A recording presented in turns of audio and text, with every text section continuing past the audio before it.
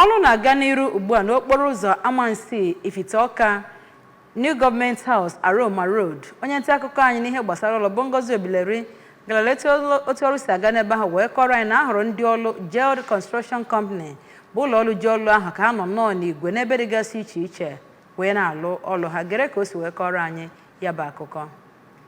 Akụkọ ABS chọpụtara na awụgo stone base site na mpaghara Amansea wee na-agbagote ụzọ ama nke mahadum Nnamdi Azikiwe nke dị n'Ifite Ọka. Ndị ABS chọpụtakwara na ịgbari ala na iwu ọwa mmiri na-aga n'ihu site na mpaghara gọọmenti asọ ọhụrụ nke Ifite wee na-aga mmiri Ime Ọka ebe agba nke mbụ ya bụ ọrụ ga-akwụsị. Anyị chọpụtakwara na ya bụ ụzọ ga-ejikọta ebe akpọrọ step bus stop si dị na mpaghara Amaeni wee gaa Ifite Ọka nke ga-eji akwa mmiri wee jikọọ, ma chọpụtakwa na ya bụ ụzọ ga-etoro si na iru gọọmenti asọ ọhụrụ wee pụọ junction Ekwueme na Aroma na mpaghara ụzọ awara awara Enugu Ọnịcha. Ka ọ na-agwazi ndị nta akụkọ ABS okwu na ya bụ ụzọ ka onye ji ọkwa Public Relations Officer nke ụlọ ọrụ na-arụ ya bụ ọrụ ngo bụ Maazị Emmanuel Ona kọwara na ya bụ ụzọ karịrị kilomita 9 ma bụrụkwa nke